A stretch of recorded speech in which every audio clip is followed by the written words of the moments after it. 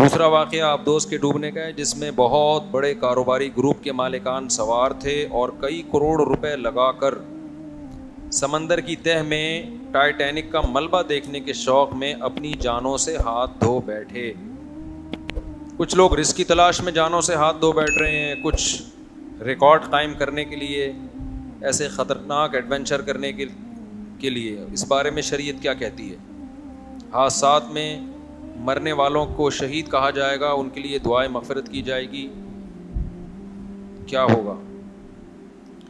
دیکھو، جو حادثات میں مر گئے، جو ایمان پر مرے، ان کے لیے تو دعائے مغفرت کی جائے گی، اللہ ان کے لواحقین کو صبر کی توفیق عطا فرمائے۔ جن کی موت ایمان پر ہوئی ہے، جن کی موت ایمان پر نہیں ہوئی تو زندگی میں تو دعا کی جا سکتی ہے، موت کے بعد ان کے لیے دعا نہیں کی جا سکتی، وہ موت کے بعد کی زندگی کو مانتے ہی نہیں تھے۔ باقی دیکھیں، یہ جب یہ علی سکپارہ کا واقعہ ہوا نا، کیٹو کی پہاڑی پہ چڑھنے کی کوشش کی اور جان سے ہاتھ دھو بیٹھے، تو ان کے بیٹے نے کا بیان آیا تھا کہ میں اپنے والد کے مشن کو پورا کروں گا، میں کیٹو کی پہاڑی سردیوں میں عبور کروں گا۔ اس پر میں نے ایک بیان ریکارڈ کروایا تھا، وہ بھی اس موقع کے لیے وہ بھی مناسب ہے، تو میں اس کو دوبارہ ریپیٹ کر دیتا ہوں۔ اس وقت میں نے ایک بیان ریکارڈ کروایا تھا کہ علی سکپارہ کے بیٹے تک کوئی میرا یہ پیغام پہنچا سکتا ہے تو پہنچا دے کہ آپ نے جو یہ کہا کہ میں اپنے والد کے مشن کو پورا کروں گا، میرے والد کا مشن تھا کیٹو کی پہاڑی عبور کرنا، تو میں اس مشن کو پورا کروں گا۔ آپ کے الفاظ سے ایسا لگتا ہے کہ آپ والد کی چاہت کو پورا کرنے کے لیے یہ کام کر رہے ہیں۔ تو دیکھیں، اگر آپ کا آخرت پر ایمان ہے، دو ہی لوگ ہوتے ہیں، کچھ لوگوں کا آخرت پر ایمان ہوتا ہے، کچھ کا آخرت پر ایمان نہیں ہوتا۔ اگر آخرت پر ایمان نہیں ہے بالفرض، تو اس کا مطلب یہ ہوا کہ آپ کے ابا والد محترم جب گئے کیٹو کی پہاڑی عبور کرنے کے لیے، جان سے ہاتھ دھو بیٹھے، تو ہمیشہ کے لیے ان کی لائف کیا ہو گئی؟ ختم۔ اب آپ اپنی جان کو خطرے میں ڈال کے وہ کام کریں نہ کریں، آپ کے والد کی صحت پہ اس سے کوئی فرق نہیں پڑتا۔ ان کو پتہ ہی نہیں، کیونکہ جو ایتھیس لوگ ہیں، جو مذہب کو نہیں مانتے، وہ کیا کہتے ہیں؟ انسان کچرا ہے، کچھ دن کے لیے اس کو حیات ملتی ہے ڈارون کے نظریے کے نتیجے میں، اور اس کے بعد وہ دوبارہ کیا ہو جاتا ہے؟ کچرا ہو جاتا ہے، تو ختم۔ اب آپ کے ابا کو تو اس سے کوئی فائدہ ہونے والا، ان کو پتہ بھی نہیں چلے گا کہ آپ نے یہ کام کیا ہے، تو ایسا کام کیوں کر رہے ہو جس سے آپ کے ابا کو نہ کوئی خوشی ہو رہی ہے نہ کوئی غم ہو رہا ہے؟ اور اگر آپ کا آخرت پر ایمان ہے تو ظاہر ہے وہ مسلمان ہی کا ہوتا ہے نا، اور تو کسی کا نہیں ہوتا آخرت پر ایمان۔ اللہ رسول کو آپ مانتے ہو، تین مذاہب ہیں جو آخرت کو مانتے ہیں، ایک یہودی، ایک عیسائی اور ایک مسلم۔ بہت ساری چیزیں عیسائی، یہودی اور اسلام میں کامن بھی تو ہیں نا، اصل میں تو تینوں ہی سچے مذہب ہیں نا، وہ تو تحریف ہوئی ہے، لیکن ہم اس بات کے پر ایمان رکھتے ہیں کہ موسیٰ علیہ السلام بھی سچے نبی تھے، عیسیٰ ابن مریم بھی سچے نبی تھے، اور محمد صلی اللہ علیہ وسلم بھی سچے نبی۔ تینوں کی فالوورز جو حقیقی معنی میں فالو کریں گے وہ جنتی ہیں، حقیقی معنی میں جو فالو کرے گا ان کو۔ تو تینوں مذاہب کا اس پر اجماع ہے کہ آخرت کے بعد ایک زندگی ہے، اس میں کامیابی ان لوگوں کو ملتی ہے جو اچھا عمل کر کے جاتے ہیں، اچھے سے وہ اچھا جس کو اللہ نے اچھا کہا ہو، جس سے اللہ خوش ہوتا ہے، اور ان لوگوں کا ٹھکانہ برا ہوتا ہے جو برا عمل کر کے جاتے ہیں۔ یہ یہودی بھی کہتے ہیں، عیسائی بھی کہتے ہیں، اور مسلمان بھی کہتے ہیں۔ تو اگر آپ آخرت کو مانتے ہو تو اب آپ کے ابا کو فائدہ آپ کے اچھے عمل اور ان کے لیے دعا سے تو ہو سکتا ہے۔ بیٹے کی نیکیاں کس کو پہنچتی ہیں؟ اگر باپ نے اس کی تربیت کی ہو، ورنہ دعا سے تو پہنچ ہی جاتی ہیں۔ بھائی حدیث میں آتا ہے نا، ایک صحابی نے پوچھا، یا رسول اللہ، صحابیہ نے پوچھا میری ماں کا انتقال ہو گیا، میں ان کی طرف سے صدقہ کرنا چاہتی ہوں، کیا کر سکتی ہوں؟ آپ نے فرمایا ہاں۔ تو صدقہ ایک نیکی ہے نا۔ تو ان صحابیہ کو پتا تھا کہ نبی نے بتا دیا کہ تم اب جب کسی غریب کو کھانا کھلاؤ گی تو اس صدقے کا ثواب کہاں پہنچے گا؟ اگر ماں کے لیے کھلا رہی ہو کہ یہ نیکی کس کو ملے؟ میری ماں کو ملے، تو یہ نیکی کیا ہوگی؟ ملتی ہے۔ کسی صحابی نے ایسا نہیں نبی سے پوچھا کہ یا رسول اللہ میرے والد کا انتقال ہو گیا، اگر میں فلاں پہاڑی پہ چڑھ جاؤں اور ایک ریکارڈ قائم کر لوں تو کیا میرے والد کو اس سے فائدہ ہوگا؟ کسی صحابی نے ایسا سوال بولو نہیں پوچھا، کیونکہ صحابہ یہ بات جانتے تھے کہ یہ اچھا سوال نہیں ہوگا، نبی کو اس پہ غصہ بھی آ سکتا ہے، غضب بھی آ سکتا ہے، ایک فضول سوال ہوگا کیونکہ اللہ کو اس سے کیا پہاڑ پہ چڑھیں یا پہاڑ سے اتریں.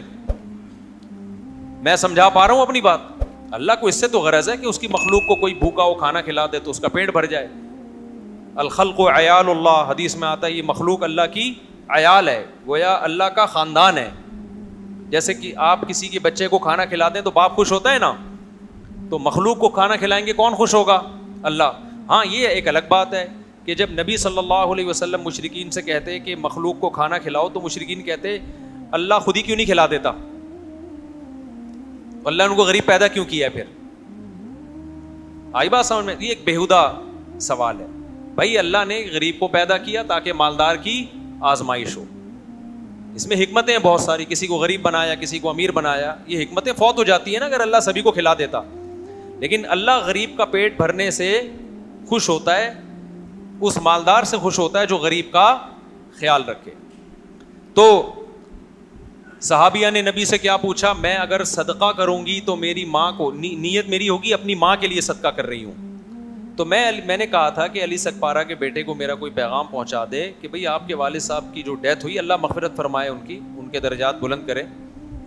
تو اب آپ کے والد کو جو فائدہ ہوگا نا, اگر آپ کا آخرت پر ایمان ہے تو فائدہ ہوگا صدقات و خیرات سے, نیکی کرنے سے, وہ کام کرنے سے جس کا خدا نے ہمیں حکم دیا ہے, وہ خیر کے کام. پہاڑ پہ چڑھنے سے کسی بھی مسلک کے عالم سے پوچھ لینا, پہاڑ پہ چڑھنا کوئی نیکی نہیں ہے جس کا ثواب پہنچایا جا سکتا ہو. سمجھ میں آ رہی بات کہ نہیں آ رہی؟ تو آخرت پر ایمان نہیں ہے تو بھی یہ کام فضول ہے, آخرت پر ایمان ہے تو بھی یہ کام کیا ہے؟ فضول ہے, اس کا کوئی فائدہ نہیں. تو یہ آپ اپنے لیے کر رہے ہو. اس کا یہ کہنا کہ ابا کے مشن کی تکمیل کروں گا, یہ جملہ غلط ہے.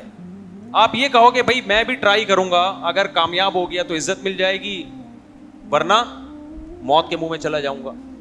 تو پھر ہم اس پہ دوسرے پہلو سے غور کریں گے کہ اگر آپ یہ اپنے لیے کر رہے ہو نا, یہ نہیں کہو کہ میں ابا کے مشن کو پورا کروں گا, ابا کو اس سے کوئی فائدہ نہیں ہے, بلکہ ابا ہو سکتا ہے وہاں برزخ میں, ہو سکتا ہے کہ یقینی بات ہے وہ کہیں گے کہ کاش میں اس راستے میں موت میری نہ ہوتی, یہ میں نے اپنے آپ کو کیوں, اپنی جان کو میں نے ایک خطرے میں ڈالا. دیکھو ایک آدمی ویلی لگا رہا ہے, عزت اس کی بھی ہوتی ہے کہ نہیں ہوتی, لیکن سر بھی کھلتا ہے اس کا. جب اس کا سر کھل جاتا ہے نا ویلی لگانے والے کا, پھر وہ کہتا ہے کاش میں نے عزت کا یہ طریقہ حاصل نہ کیا, یہ اختیار نہ کیا ہوتا عزت کا میں نے یہ طریقہ. بعض ہم نے دیکھے ہیں کہ وہ پائیدان پہ بیٹھ کے بائک چلا رہے ہوتے ہیں. میں ڈیفینس گیا تھا, بچپن کی بات ہے, ہمارے دوست لے کر گئے, وہ سی وی یو پہ ریسیں ہو رہی تھی. ہمیں شوق ہے ہر جگہ گھسنے کا, اگرچہ ہم بچپن کا اتنا بھی بچپن کی مولانا بن چکا تھا میں, جائز جگہوں پہ جانے کا, ناجائز اللہ کا شکر ہے اللہ بچا کے رکھے ہم سب کو. ابھی ایک ڈاکٹر سے میری ملاقات ہوئی, وہ مجھے میں نے ان سے کہا آپ کیا کرتے ہیں؟ انہوں نے کہا میں ہارٹ اسپیشلسٹ, میں سرجن ہوں ہارٹ کا. بڑی عقیدت سے مل رہے تھے نا, مفتی صاحب. میں نے کہا اتنی عقیدت کا کوئی کیش تو کرائے نا آدمی, فری پھوکٹ کی عقیدت. کہہ رہے میں آپ کا بہت بڑا فین ہوں. میں نے کہا آپ میرے بہت بڑے فین ہیں؟ میں نے کہا ہاں. میں نے کہا بہت زیادہ بڑے؟ انہوں نے کہا بہت بڑا فین ہوں. میں نے کہا مجھے کوئی ہارٹ سرجری دکھائیں. بھائی سرجن تو آپ ہو نا, آپریشن آپ کرتے ہو, میں یہ عمل اپنی آنکھوں سے دیکھنا چاہتا ہوں. انہوں نے کہا ٹھیک ہے, مجھے لے گا, آپریشن دکھایا انہوں نے. میں نے ولاگ بھی بنا لیے, ڈال دیں گے انشاءاللہ. لیکن وہ اوپن ہارٹ سرجری نہیں تھی, وہ رنگ والا تھا. چلو کچھ some thing is better than nothing. آئندہ کوئی اوپن ہارٹ سرجری والا فین نکلا تو ہم اس کو بولیں گے بھائی ہمیں یہ والا دکھاؤ, پورا اندر سے دل دھڑکتا ہوا دیکھنا ہے ہم نے. گائے بکرے کے تو دیکھے ہیں, وہ بھی بیچاروں کے ذبح ہونے کے بعد دیکھے ہیں نا, انسانوں کے زندہ کا دھڑکتا ہوا. تو فین ہونے کا, فری پھوکٹ کے فین تو آپ کو بہت سارے مل جائیں گے نا. تو مجھے شوق ہے ویسے ہی تھوڑا سا, ہر فیلڈ میں تھوڑا سا ویسے ہی ایک شوق ہوتا ہے نا انسان کو کہ دیکھے کیا ہو رہا ہے. تو ہمارے وہ دوستوں نے کہا کہ ڈیفینس میں ویلیاں لگاتے ہیں لڑکے, ریسنگ کرتے ہیں. ہم نے کہا چل بھائی دیکھتے ہیں جا کے. لگانا نہیں ہے, یہ کام کرنا نہیں ہے, دیکھنے میں بے وقوفوں کو دیکھ لو بھائی, کیا اس سے آپ کی تفریح, ان کا سر کھل رہا ہے. آپ کہہ سکتے ہو ہمارے جانے سے ان کو موٹیویشن مل رہی ہے, تو یہ صحیح نہیں ہے. میرے جانے سے کوئی موٹیویشن ان کو, کیونکہ میں مشہور تھوڑی تھا. چھپڑ میں اتنے لوگ گئے ہوئے, ہم بھی چھپڑ میں جا کے بیٹھ گئے. اچھا میں جب گیا نا تو وہ کچھ لڑکے لگا رہے ہیں, ویلی لگا کے نا گھما بھی رہے ہیں بائک کو بڑی خطرناک طریقے سے. کچھ ریسنگ لگا رہے ہیں, کچھ پائیدان پہ بیٹھ کے جا رہے ہیں. بیٹھنے کے لیے کمپنی نے سیٹ بنائی, وہ کہاں بیٹھے ہوئے ہیں؟ پائیدان پہ نا, بالکل ایسے بیٹھا ہوا ہے اور صرف 2 ہاتھوں میں ہینڈل اس کا, اور چلا رہے ہیں. اب وہاں یہ لڑکوں میں بحث چھڑ گئی, جو میرے دوست احباب تھے. میں نے کہا یہ بے وقوف لوگوں کا کام ہے, یہ عقل مندوں کا کام نہیں ہے. اب وہ ہمارے دوست کہنے لگا بے یار یہ تو مولوی لوگ تو ایسے ہی باتیں کرو گے, یہ انجوائے کر رہے ہیں لائف کو, ویلی لگا رہے ہیں, دیکھو مزہ آ رہا ہے, ریسنگ ہو رہی ہے. میں نے کہا میرے بھائی یہ مزہ 2 منٹ میں کرکرا ہو سکتا ہے, اتنا جان سے قیمتی کوئی چیز ہے؟ بولو نا. میں نے کہا جان خطرے میں ڈال کے یہ مزے فری پھوکٹ کے آ رہے ہو پھر ٹھیک ہے, جان آپ خطرے میں ڈال کے یہ مزے لے رہے ہو تو بہت بڑی بیوقوف. عزت کمانے کا وہ طریقہ ہے جس میں آپ کی جان چلی, جان جانے کے بعد کون عزت کرے گا؟ قبر پہ آ کے کوئی سلوٹ مارے گا؟ تو بڑی اچھی ویلیاں لگایا کرتا تھا. اچھا جو ویلی لگا رہا تھا اس کے سر پہ نا سلائی کا نشان بھی تھا, جو بڑا ویلر تھا. ایک دفعہ کھل بھی چکا تھا وہ ڈھکن, دوبارہ ڈاکٹروں نے رکھا ہے اس کی کھوپڑی کا, فٹ کیا, ایلفی سے جوڑا ہے پتہ نہیں کس چیز سے, پھر بھی عبرت حاصل نہیں ہوئی. اور ویلی بھی بغیر ہیلمٹ کے نا, اس میں زیادہ شو ہے کہ ہم ڈرتے نہیں ہیں. اب کیا ہوا کہ ہم بیٹھے ہوئے, میں ان سے کہہ رہا ہوں بھائی یہ بیوقوف لوگوں کا کام ہے, بہادری کے جوہر دکھانے میدان جنگ میں دکھاؤ, جان ہتھیلی پہ رکھو, پھر قوم کی جان بچاؤ, یا اور کوئی بہادری کا کام کر لو جس میں قوم کو فائدہ ہو, اپنے آپ کو فائدہ ہو. یہ کیا ہے؟ تو ہم یہ باتیں کر ہی رہے تھے کہ وہ جو پائیدان پہ بیٹھا ہوا تھا نا وہ سلپ ہوا, گر گیا بیچارہ. گرائے, ہم قریب گئے, سب بھی گئے, ظاہر ہے ایسے موقع پہ مدد تو لازم ہے. یہ تھوڑی کہ یہ اپنی حماقت سے مرا ہے تو اب مرنے دو, یہ جائز نہیں ہے بھائی. جو اپنی حماقت سے ہو یا بغیر حماقت کے ہو, انسانی جان کی حفاظت بچانا کیا ہے, ضروری ہے, سب پہ ضروری ہے. ہم سب گئے دوڑے ہوئے, تو لگ رہا تھا کہ ایکسپائر ہو چکا ہے, وہ اتنی سر پہ گہری چوٹ آئی تھی. میں نے کہا اب اس کو کوئی زندہ کر کے پوچھے نا, وہ کہے گا بھائی یہ بے وقوفوں کا کام ہے, یہ عقل مندوں کا کام نہیں ہے. تو دیکھو غیر مسلم پہ یہ کام سوٹ کرتے ہیں, کیونکہ غیر مسلم کی آخرت کا اس کے دماغ میں کوئی تصور نہیں ہے, لہذا وہ زندگی داؤ پہ لگاتا ہے کہ آر یا پار. اب یہ جو ٹائٹینک کا ملبہ دیکھنے کے لیے کروڑوں روپے لگا کے گئے, 1% ان کو رسک ہوگا کہ یار اتنی گہرائی میں جانے کی ضرورت کیا ہے آپ کو. اگر یہ اتنا آسان ہوتا تو ہر دوسرا بندہ جا رہا ہوتا نا, مشکل تھا تبھی تو گئے نا, رسک تھا نا تبھی. ان کو بھی پتا تھا کہ کچھ نہ کچھ خطرہ ہے, ہر آدمی تھوڑی جاتا ہے. کیٹو کی پہاڑی پہ بہت سے لوگ نہیں, میں تو نہیں گیا, میں تو بہت کٹھی پہاڑی پہ گیا ہوا ہوں میں, جو کراچی میں کٹھی پہاڑی, کیٹو کی پہاڑی پر میں نہیں گیا. اور اگر جاؤں گا بھی تو اتنا جتنا افورڈ کر پاؤں, جب یقین ہو کہ بھائی زندہ رہنے کا پورا چانس ہے, اس سے آگے کا پھر میں رسک نہیں لوں گا کہ یار پتہ نہیں مرے میں خام خام میں یار. تو کیوں مرنے کے بعد, اگر آپ موت کے بعد کی زندگی پہ یقین ہی نہیں رکھتے تو پھر کافر کہتا ہے یار کیا فائدہ اس زندگی سے, صرف کروڑوں روپے کما رہا ہوں, کیا فائدہ. ایک رسک لے لو, آر یا پار. ادھر گئے تو مر گئے, نہیں تو بچ گئے تو کیا ہوگا, عزت ہوگی, ٹی وی میں آئیں گے, پیسہ ملے گا وغیرہ وغیرہ, ہو سکتا ہے.